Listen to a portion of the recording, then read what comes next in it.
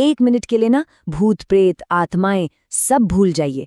आज हम हरियाणा की जिस कहानी की परतें खोलने वाले हैं वो एक ऐसे खौफ के बारे में है जो कहीं ज्यादा असली है। एक ऐसा खौफ जिससे शायद आप और हम पहले ही मिल चुके हैं। तो तैयार हो जाइए, क्योंकि ये कोई मामूली डरावनी कहानी नहीं है। और बस ये एक लाइन है ना, पूरी कहानी का सार है। इस कहानी का असली राक्षस कोई परालौकिक शक्ति नहीं है, वो इंसान है। और वो हरियाणा के एक सुनसान फार्म हाउस में सबकी नजरों के सामने छिपा हुआ था। चलिए पता लगाते हैं कि वो कौन था। चलिए आपको ले चलते हैं 1990 में। जगह है सोनीपत और पानीपत के बीच एक वीरान सा फार्म हाउस। मतलब किसी शांत छुट्टी के लिए एक बेहतरीन जगह, या फिर किसी बुरे सपने की शुरुआत के लिए एकदम परफेक्ट। हमारा ये टेढ़ा खेल यहीं से शुरू होता है। तो ये है हमारे 3 खिलाड़ी, राघव, अमीर, मालिक, मोहिनी उसकी पत्नी जो बड़ी आसानी से दिल्ली में दूर रहती है, और राजू, वफादार नौकर जो 10 लंबे सालों से इस फार्म हाउस की देखभाल कर रहा था। सोचिए, 1 दशक की वफादारी, या फिर ऐसा सिर्फ लगता था। और फिर वो एक फोन कॉल आता है जो सब कुछ बदल कर रख देने वाला था।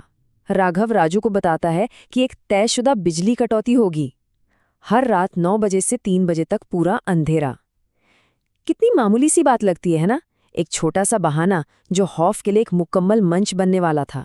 तो अब रात हो चुकी है फार्म हाउस पर, और हम इसे राजू की आंखों से देखने वाले हैं। वो जो महसूस करने वाला है वो उसके होश और उसकी वफादारी दोनों का इम्तिहान लेने वाला है। जरा सोचिए, एक ऐसा आदमी जो इस घर का कोना कोना जानता है, उसे भला क्या चीज डरा सकती है? अंधेरे में ऐसा क्या छिपा हो सकता है जो 10 साल की वफादारी को एक झटके में तोड़ दे? चलिए पता करते हैं। सब कुछ एक एहसास से शुरू होता है कि वो अकेला नहीं है। फिर खिड़की पर एक हंसता हुआ चेहरा। ठीक 9 बजे, घना अंधेरा।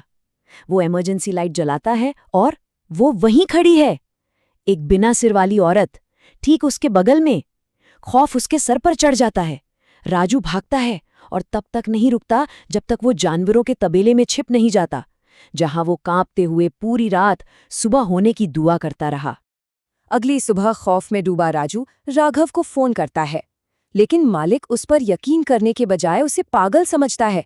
ये सब बकवास है, वो कहता है, और अपने इसी अंधे भरोसे में वो उस रात वही रुकने का फैसला कर लेता है, ताकि अपने नौकर को साबित कर सके कि भूत वूत कुछ नहीं होते। एक ऐसी गलती जिसका उसे बहुत पछतावा होने वाला था। अब मालिक की बारी है। राघव एक शांत रात के लिए तैयार है, अपने नौकर के वहम को दूर करने के लिए।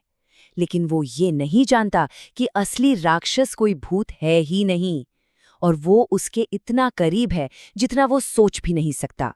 राघव की रात भी बिल्कुल वैसे ही शुरू होती है। अजीब परछाइयां, हंसी की आवाजें, और ठीक 9 बजे बिजली गुल। वो राजू को ढूंढने तबेले की तरफ भागता है, लेकिन राजू गायब है। और इससे भी बुरा, कार की चाबियां अंदर घर में है। वो फंस चुका है। हिम्मत करके वापस जाता है, रसोई में घुसता है, और अचानक अंधेरे से एक साया निकलता है। उसके बीमार दिल के लिए ये सदमा बहुत ज्यादा था। सब कुछ काला पड़ जाता है। घंटों बाद जब राघव को होश आता है तो रात के लगभग 3 बज रहे होते हैं, और तभी उसे एक आवाज सुनाई देती है। ये वही रसोई वाला आदमी है जो फोन पर बात कर रहा है, और जो राघव सुनता है उससे उसका खून जम जाता है। मैं उन्हें दिल का दौरा दिलवाने में नाकाम रहा, मैडम। और बस एक झटके में सारी पहेली सुलझ जाती है। कोई भूत था ही नहीं, ये तो उसे मारने की एक सोची समझी साजिश थी। वो वफादार नौकर ही वो बिना सिर वाला राक्षस था, और इस सब के पीछे जो दिमाग था वो उसकी अपनी पत्नी का था। फोन की दूसरी तरफ कोई और नहीं, मोहिनी थी, उसकी अपनी पत्नी। प्लान सीधा और क्रूर था। राघव को इतना डराओ कि उसका कमजोर दिल काम करना बंद कर दे। और राजू की 10 साल की वफादारी की कीमत? जायदाद का महज 5% हिस्सा। सब कुछ सिर्फ पैसे के लिए। लेकिन अगर आपको लगता है कि कहानी यहां खत्म होती है, तो आप गलत हैं। राघव को धोखे का पता चल चुका है, और अब शिकारी खुद शिकार बनने वाला है। राघव का बदला ठंडा और योजना से भरा है। पहले वो मोहिनी को उसके हिस्से का वादा करके जाल में फंसाता है। फिर वो राजू के पास जाकर एक बेहतर सौदा रखता है। अपने साथी को खत्म करने के लिए दुगना हिस्सा, यानी 10%। राघव उसी लालच को अपना हथियार बना लेता है जिसने लगभग उसकी जान ले ही ली थी।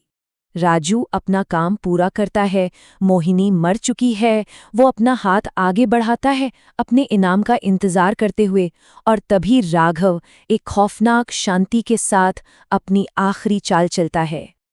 एक बर्फीली मुस्कान के साथ राघव कहता है, मैंने ये फार्म हाउस 1 हफ्ते पहले बेच दिया था। एक पल में सब कुछ खत्म, धोखा, कत्ल, सब कुछ एक ऐसी जायदाद के लिए जो अब किसी काम की नहीं थी। लालच का एक ऐसा खेल जिसमें आखिर में सब हार गए। तो हम वापस वहीं आ गए जहां से शुरू किया था। असली राक्षस कौन है? यहाँ रात का कोई प्राणी नहीं है। वो खौफ, वो विनाशकारी ताकत जिसके बारे में हमने बात की थी, वो हमेशा से उनके अंदर ही थी। इस कहानी के असली खलनायक का कोई चेहरा नहीं है, वो है लालच। वो ताकत जिसने मोहिनी के कान में फुसफुसाया, जिसने राजू की वफादारी में जहर घोला और जिसने राघव के दिल में स्टील भर दिया। आखिर में लालच अपनी कीमत वसूलता ही है।